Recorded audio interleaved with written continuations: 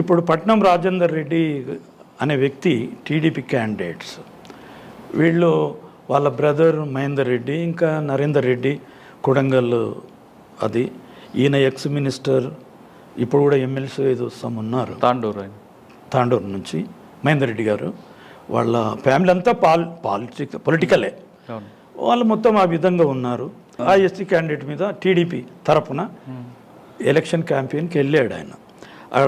సర్దార్ నారాజ్ అంతా చేసుకుంటూ వస్తూ ఉంటే ఈయన గురించి ఏమో అంటారు, అలిగేషన్ చాలా ఉంటాయి, అట్లాంటివన్నీ ఉన్నాయంట. ఉంటే వాళ్ళంతా ఊర్లలో ఒక పెద్ద ఎనిమిటీ అనేది ఆయన మీద అగెనిస్ట్గా రాజేందర్ రెడ్డి మీద తయారైంది. అది కూడా బడుగు వర్గాల వాళ్ళు ఎక్కువ, బీసీలు, ఎస్సీలు, ఎస్టీలు. ఏ ఊర్లో ఉందండి ఆయనకి ఎక్కువగా రాయల్టీ? ఇదే బోడంపాటి, గొర్రెలు, షాబాద్, ఆ చుట్టుపక్కల షాబాద్ మండలి చుట్టుపక్కల ఊర్లన్నీ. అక్కడ వీళ్లకు సపోర్టు ఇంకో వర్గం వాళ్ళు కూడా, తిరుపతి రెడ్డి అని, ఓకే, అతని కాంగ్రెస్ లీడర్. వీళ్ళకంతా ఉంటుంది కదా, వర్గ వివాదాలు ఉంటాయి, అట్లాంటి ఉంటాయి అన్నమాట. వీళ్ళు కాంగ్రెస్ పార్టీకి టీడీపీ పార్టీకి వస్తుంటే ఇది ఉన్నదో లేదా ఆ వర్గం, కానీ ఈ పార్టీలది ఇన్ఫ్లుయెన్స్ ఉండవచ్చు, ఉండకపోవచ్చు, ఐ కెనాట్ సే. కానీ ఈయన హరాస్మెంట్లు అని చెప్పేసి ఈ ఎస్సీలు, ఎస్టీలు, బీసీలు అందరూ పదురుకొని ఈయన్ని ఎప్పుడన్నా చంపాలనేటటువంటిది ఎప్పటి నుంచో కాసుకొని ఉన్నారట. ఈ విధంగా వస్తుంటే అప్పుడు ఆ బోడంపాటి చౌరస్తా దగ్గర, ఇది షాబాద్ నుండి సర్దన్ నగర్, చాదనగర్కి వెళ్ళే రూట్లో రైటుకు బోడంపాటి చౌరస్తా అని వస్తుంది.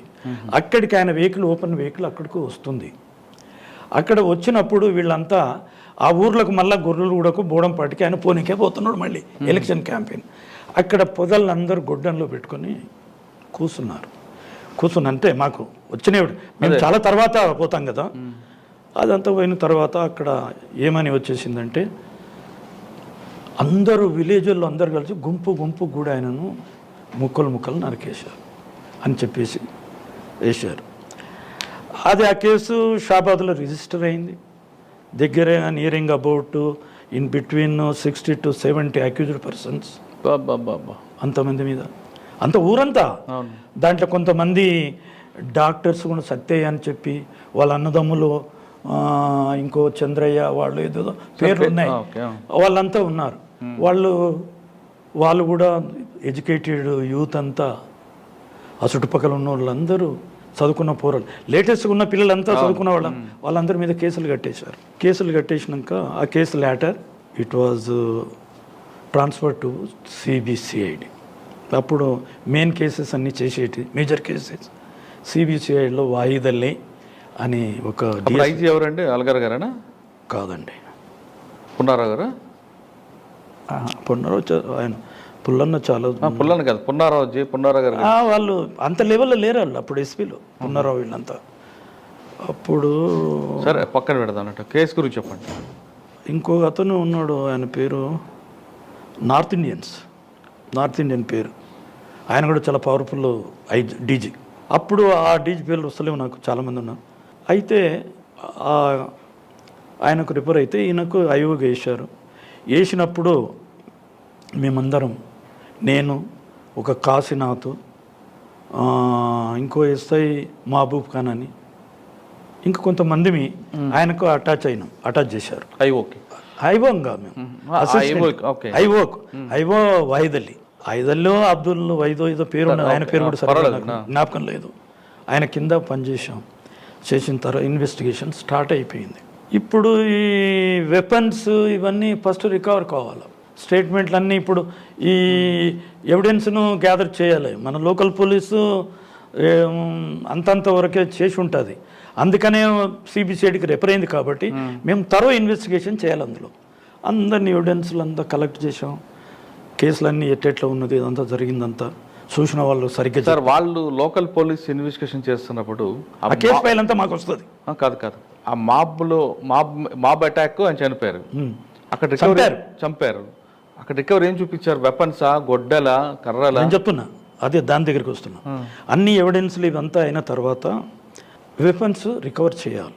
ఏ వెపన్తోని చంపారు అనేది ఎవిడెన్స్లో వచ్చింది, రికార్డింగ్ ఎవిడెన్స్లో వచ్చింది.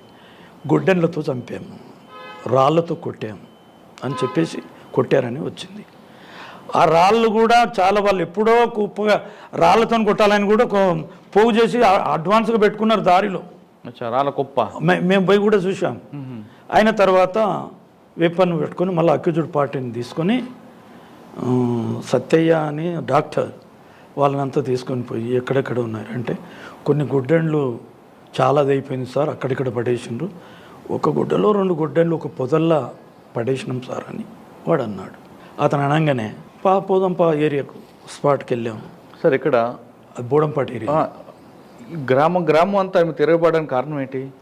అదే harassment on weaker sections by the Rajender Reddy. ఆ దౌర్జన్యాల కోపమే. భూముల కోసమా లేదంటే ఇంకా ఇదండి ఏదన్నా ఉండవచ్చు.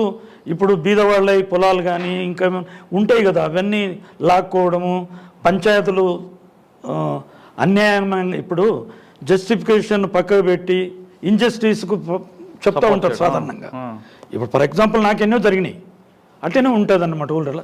దానివల్ల గ్రామం ఆయన మీద కక్ష, గ్రామంగా చుట్టుపక్కల విలేజ్లన్నీ అన్ని గ్రామాలు కక్ష పెట్టుకున్నాడు. ఎంత మరి ఇబ్బంది పెట్టుంటాడు ఏమో, అది నాకు చెప్పిన ఇన్ఫర్మేషన్ కానీ నేను స్వయంగా చూసింది కాదు సార్.